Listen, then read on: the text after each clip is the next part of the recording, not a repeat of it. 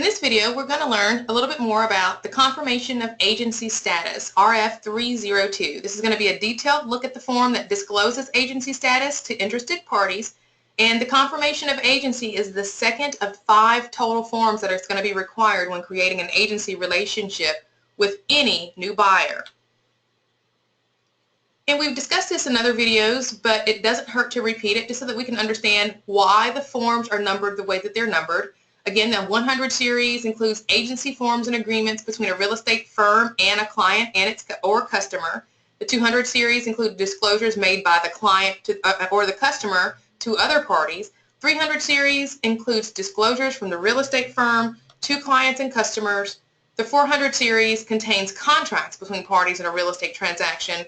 The 500 series include exhibits to those contracts. The 600 series includes the contract addenda, amendments, counteroffers, notifications, etc.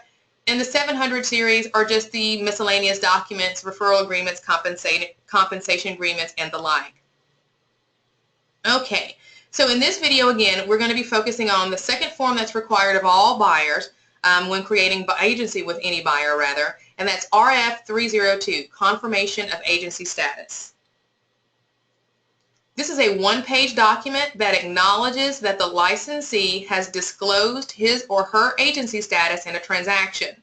This form consists of 41 lines, and this form will ultimately need to be signed by all parties to a transaction once a contract is formed. Let's take a look at the document. Lines 1 through 21.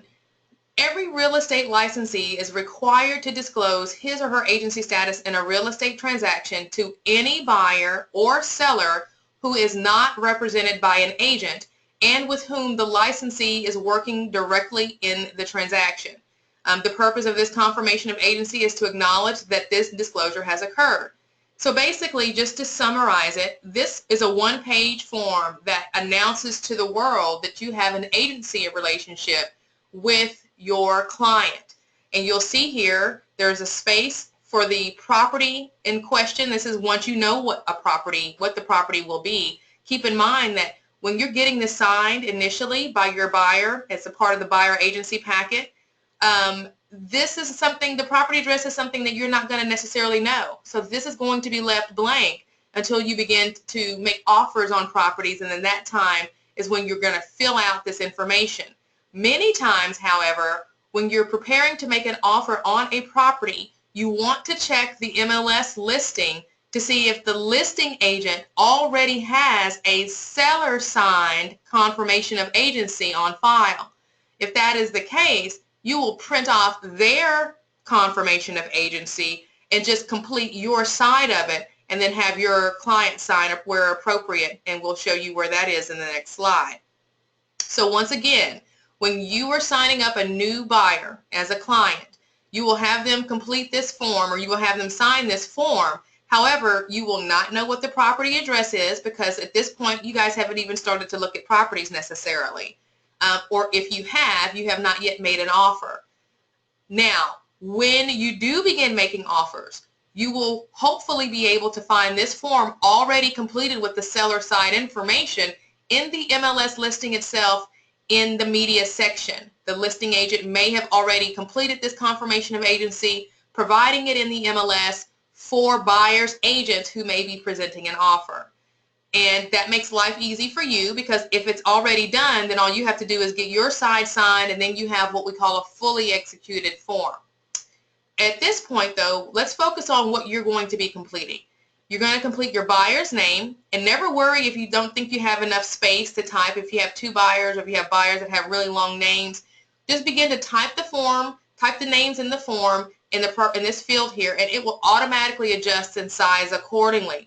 Licensee name, that's going to be your name, and it's basically saying that the licensee in this consumer's current or prospective transaction is serving as, and then you will go on to select one of these 5 choices.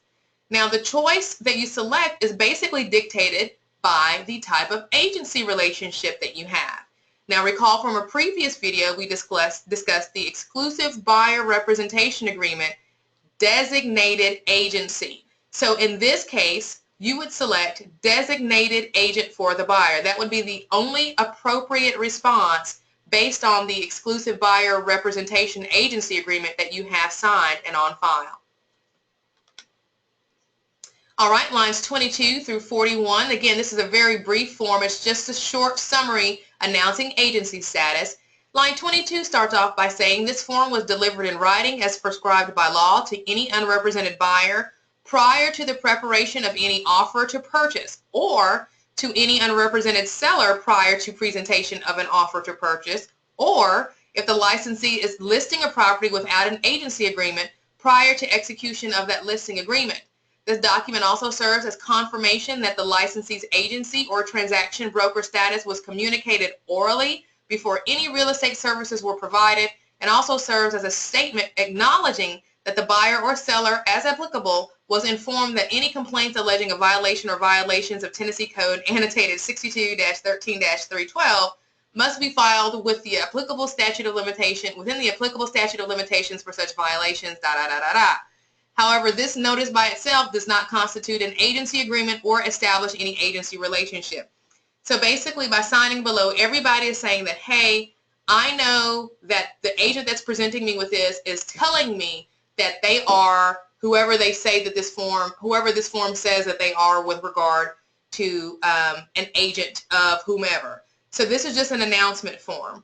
And this is where you go get your signature, your buyer signs here. Again, if you're printing off this form, you'll want to print your buyer's name here underneath the line. Allow for your buyer to sign and date. Never neglect the date. A lot of contracts I see don't have a date. And you don't ever want to be caught with your pants down not having your dates where they should be on any portion of your contracts. And that includes any forms involved in that particular contract. And there's also space for a second buyer here. Again, being sure to make sure your date is completed. You sign where it says selling licensee, and then you also write your company name, People First Realty, and the date. And that's basically it. This form is pretty straightforward. If you have any questions about the form, feel free to ask. Thank you for your time and attention, and we'll get to the next video.